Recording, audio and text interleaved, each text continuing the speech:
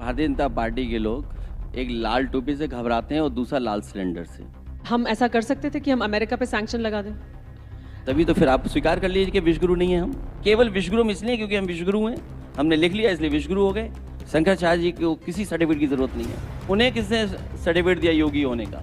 ये नकली संत बचने वाले नहीं हैं। आपकी सरकार आएगी तो गौ माता को राज्य माता का दर्जा देंगे। ये भाजपा वालों के किसी के गाय वाय नहीं है, इनके मत धोखा खाइएगा आप। इन्हें केवल प्रेम गोबर से है। अखिलेश यादव को आरएसएस ज्वाइन कर लेना चाहिए, वो अनुशासित हो जाएंगे, सुबह जल्दी उठेंगे। उत्तर प्रदेश में गांजा बहुत पकड़ा जा रहा है, उन पे कौन भरोसा करेगा? जैसे जैसे आगे बढ़ रहे हैं भ्रष्टाचार से उनके सब पेट बढ़ता चला जा रहा है। देश में एलपीजी की किल्लत हो रही है, ये तो अब गोदी पत्रकारों ने भी मान लिया है, लेकिन फिर भी सरकार से सवाल पूछने की जरा भी हिम्मत नहीं और इस पे भी विपक्ष को घेरने की कोशिश करते हैं और उन्हें सलाह देते हैं कि सरकार को घेरने से अच्छा है कि आप उनका साथ दें। आज की इस वीडियो में हम देखेंगे कि जब TV9 पर हो रहे अखिलेश यादव के इंटरव्यू के दौरान इन दो गोदी पत्रकारों ने मोदी और बीजेपी का जाप लगाना शुरू कर दिया और जब अखिलेश यादव से तीखे सवाल करते हुए विपक्ष को घेरने की कोशिश की तो अखिलेश यादव ने कितनी ही बेबाक तरीके से भरी पब्लिक के सामने इन गोदी पत्रकारों की बोलती बंद कर दी और साथ ही योगी और मोदी सरकार की सारी पोल पट्टी खोली, जिसे सुनकर इन गोदी पत्रकारों का चेहरा ही लटक गया। तो वीडियो में अंत तक बने रहिए और चैनल को प्लीज सब्सक्राइब कीजिए। ये टीवी वाले भाई, एक्शन! इंडिया का हाल क्या है? आपके कार्यक्रम में आने से पहले मैं खुद सोच रहा था कि इंडिया का हाल क्या मानूं। मैं इतना ही जानता हूं कि इधर भारतीय जनता पार्टी के लोग एक लाल टोपी से घबराते हैं और दूसरा लाल सिलेंडर से। ये स्थिति हमें और आपको दिखाई दे रही है कि आज सबसे ज्यादा आम आदमी अपने गैस के लिए परेशान है, एलपीजी के लिए परेशान है। जहां एलपीजी को लिक्विड पेट्रोलियम गैस हम मानते हैं, वहीं लोग चर्चा में लापता गैस भी कह रहे हैं एलपीजी को।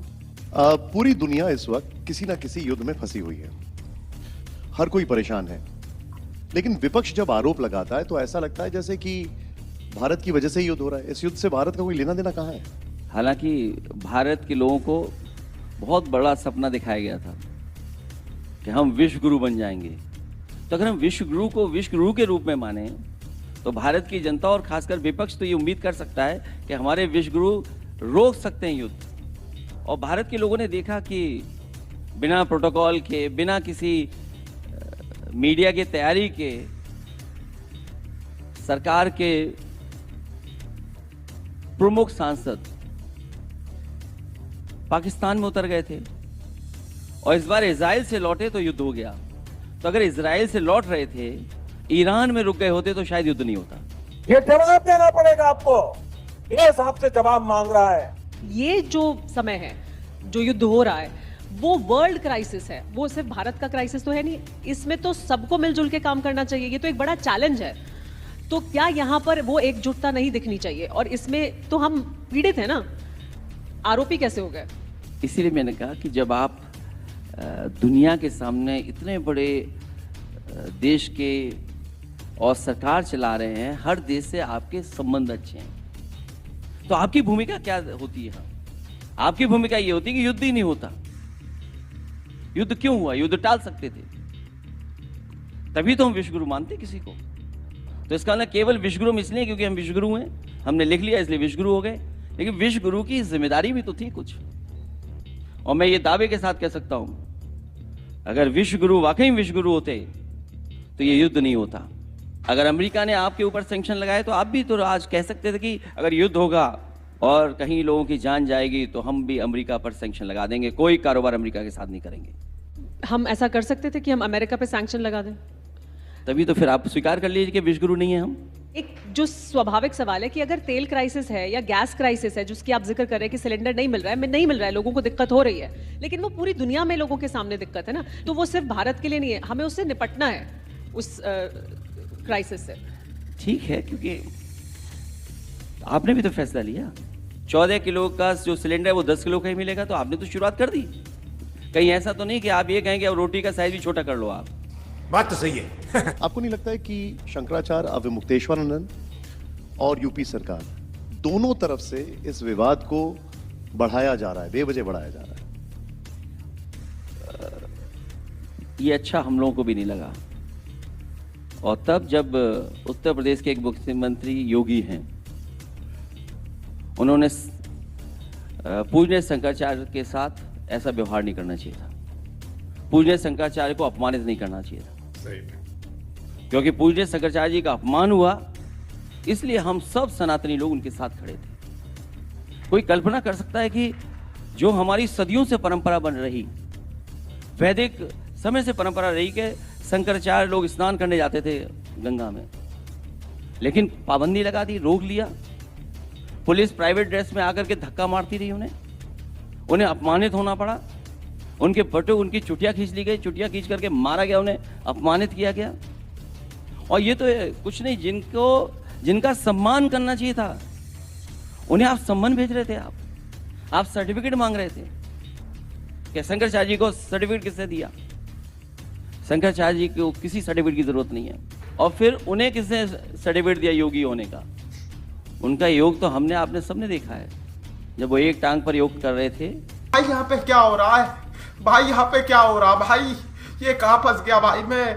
भाई ये क्या हो रहा है? एक बात तो साफ हो गई है कि शंकराचार्य जी के आह्वान के बाद ये नकली संत बचने वाले नहीं हैं। बीजेपी ये बार बार कह रही है कि शंकराचार्य अभी मुक्तेश्वरानंद की जो विवाद है उसकी आड़ में आप राजनीतिक एजेंडा चला रहे हैं। मुझे नहीं लगता है कि कहीं हमारा और उनका किसी तरह का पॉलिटिकल एजेंडा हो। जो पीड़ित है, जो दुखी है, जो अपमानित है, उसके साथ पीडीए, हम समाजवादी पार्टी के लोग उनके साथ हैं। शंकराचार्य अविमुक्तेश्वरानंद जी का सबसे बड़ा मुद्दा है गौ माता को राज्य माता का दर्जा दिलाना। इसके लिए वो संघर्ष भी कर रहे हैं, इसके लिए उन्होंने विरोध प्रदर्शन भी किया। आपकी सरकार आएगी तो गौ माता को राज्य माता का दर्जा देंगे? गाय सेवा हमारी हमेशा रही है और करते रहेंगे। ये भाजपा वालों के किसी के गाय वाय नहीं है, इनके मत धोखा खाइएगा आप। इन्हें केवल प्रेम गोबर से है। और कोई चीज इन्हें खराब करवानी हो तो भाजपा को दे दो आप। क्या बात बोली। मुझे याद है उत्तर प्रदेश में समाजवादी सरकार में सबसे पहला काऊ मिल्क प्लांट कन्नौज में लगाया, बनकर के तैयार हो गया, यूपी का पहला काऊ मिल्क प्लांट। और तय ये किया था सरकार ने कि धीरे धीरे आसपास जो हमारी देसी गाय हैं वो बढ़ जाएंगी और जानवर हटा दिए जाएंगे। और अगर उससे भी नहीं काम चलेगा तो गाय के दूध के खरीदने के लिए चाहे हमें भैंस के फैट कंटेंट से देख करके जो रेट मिलता है उसे 4 रुपये ज़्यादा देना पड़े, हम देंगे और गाय की सेवा करेंगे और गाय की संख्या बढ़ाएंगे। इन भारतीय जनता पार्टी के लोगों ने वो काऊ मिल्क प्लांट बंद कर दिया। इसलिए बंद कर दिया क्योंकि समाजवादी पार्टी ने शुरू किया था। बेशर्मो शर्म करो शर्म। योगी आदित्यनाथ ये कहते हैं कि अखिलेश यादव को आरएसएस ज्वाइन कर लेना चाहिए, वो अनुशासित हो जाएंगे, सुबह जल्दी उठेंगे। हालांकि उत्तर प्रदेश में गांजा बहुत पकड़ा जा रहा है और इतना गांजा पकड़ा जा रहा है, हालांकि वो लिस्ट मेरे व्हाट्सएप पे है, मैं नहीं पढ़ना चाहता हूँ। राजधानी में पकड़ा जा रहा है, बनारस में पकड़ा जा रहा है, गोरखपुर में पकड़ा जा रहा है, ललितपुर में पकड़ा गया, झांसी में पकड़ा गया। कोई शहर उत्तर प्रदेश का ऐसा नहीं जहां पर गांजा न पकड़ा जा रहा हो। सवाल ये नहीं पकड़ा जा रहा है, हम लोग हर बार सवाल ये पूछते हैं जा कहाँ रहा था। तू समझा? हाँ। नहीं तू समझा नहीं। उन पे कौन भरोसा करेगा? सोचिए उत्तर प्रदेश में क्या था, एक्सप्रेसवे बनने लगे थे, हालांकि अभी थोड़े बहुत बने हैं लेकिन भारत सरकार ने कोई एक्सप्रेसवे नहीं दिया है। मेट्रो बनने लगी थी लखनऊ में, कानपुर में, आपके आगरा में, नोएडा में, और नोएडा से दिल्ली जोड़ने का, नोएडा से ग्रेटर नोएडा को जोड़ने वाला 1 इंच भी सरकार ने मेट्रो का काम को नहीं आगे बढ़ाया। जब आज मैं आपके इंटरव्यू में आ रहा तो मैंने अखबार में पढ़ा कि अब 2030 तक लखनऊ की मेट्रो पूरी करेंगे, जो 5 साल पहले मेट्रो पूरी हो जानी चाहिए थी। कब? 2030 में। देश के प्रधानमंत्री जी के क्षेत्र में पूरा डीपीआर बना करके, फाइनेंशियल इंक्लूजन कर करके मेट्रो का प्रस्ताव दे करके मैं आया था और बजट भी दिया था उसके लिए। लेकिन उत्तर प्रदेश के मुख्यमंत्री ने देश के प्रधानमंत्री के क्षेत्र में मेट्रो नहीं बनने दी। इससे बड़ा दुर्भाग्य क्या हो सकता है आप बताइए। केशव मौर्य तो कहते हैं कि 27, 32, 37 सरकार बीजेपी की ही बनेगी।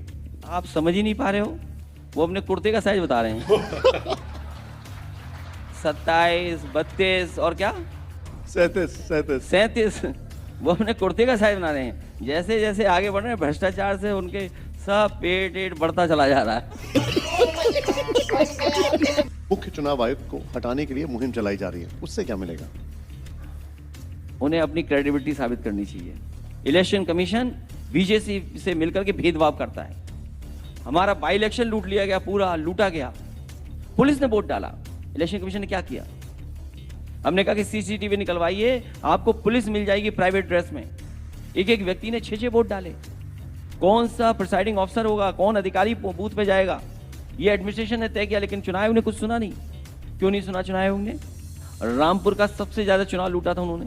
वो विजुअल्स हैं जहां पुलिस रोक रही है लोगों को, वोट नहीं डालने दे रही है। बेईमानी न की होती बीजेपी के लोगों ने तो उत्तर प्रदेश से ही भारतीय जनता पार्टी बाहर हो गई होती। Oh yes, you are right. तो देखा आपने, अखिलेश यादव को ऐसे गोदी पत्रकारों को चुप कराना कितने अच्छे तरीके से आता है। अब देखते हैं 2027 में यूपी इलेक्शन के दौरान किसकी सरकार बनती है, समाजवादी पार्टी की या फिर भारतीय जनता पार्टी की। आपका वोट किसे जाएगा हमें कमेंट करके जरूर बताएं। और अगर आपको ये वीडियो पसंद आई है तो प्लीज इस वीडियो को लाइक करें और हमारे चैनल को सब्सक्राइब करें। मिलते हैं अगले वीडियो में।